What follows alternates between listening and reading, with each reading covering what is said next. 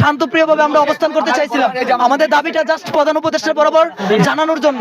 কিন্তু পুলিশ আমাদের সাথে সেই আওয়ামী লীগের জালিম সরকারের মতো আচরণ করেছে। ভাই আসলে এই দাবি অন্তর্বর্তীকালীন সরকারও চায় না আমাদের বাস্তবায়ন হোক।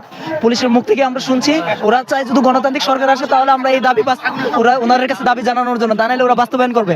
কিন্তু আমরা আগে থেকেই জানি অন্তর্বর্তীকালীন সরকার উপদেষ্টারা আমরা যদি কোনো আন্দোলনে আজকে নামি তাহলে প্রয়োজন আমাদেরকে ফায়ার করার জন্য যদি হয় তাহলে ওইখানে আমরা শান্তপ্রিয়ভাবে আমরা অবস্থান করতে চাইছিলাম, আমাদের দাবিটা জাস্ট প্রধান উপদেষ্টার বরাবর জানানোর জন্য।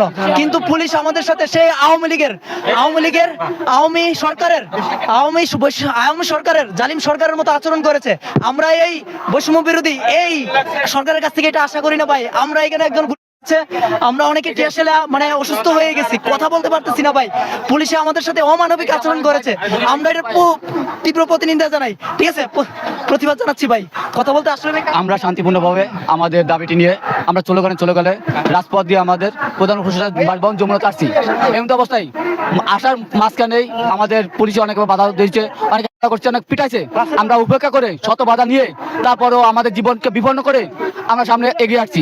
আমাদের পুলিশ ভাই আমাদেরকে বলছে ভাই আমাদের অর্ডার আছে, আপনারা যদি ফেরত না যান, আপনারা যদি দাবি বন্ধ না করেন তাহলে আমরা আপনাদের উপর এমন এমনটা আমাদের উপর থেকে জানাইছে।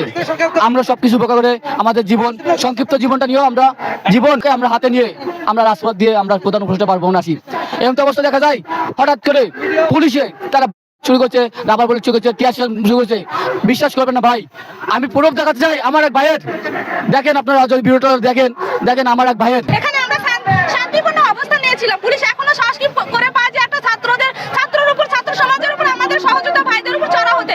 সহযোদ্ধা ভাইদেরকে থাপ্পড় মারছে, জামাটা ছিঁড়ে গেছে কপ্টার করে।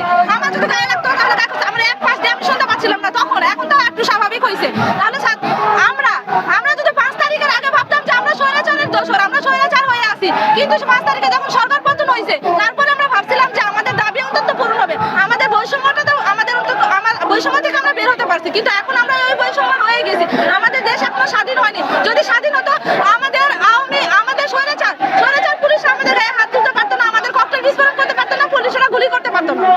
আমরা এর আগে 7 তারিখ মহাসমাবেশ ডাকছিলাম, শাহবাগ ব্লক করে 9 ঘন্টা ছিলাম ভাইয়া, তখন সরকারের উপর মহলের কোনো কর্ণপাত হয়নি। কিন্তু এমনকি সার্জিস বর্তমান যে সরকারের উপর মহল পরিচালনা করে, সার্জিস বলেন যে 32 চাকরি বয়স যদিও বাড়ানো হয় 32 বাড়ানো হবে। তিনি আমাদের ডিজিট নির্ধারণ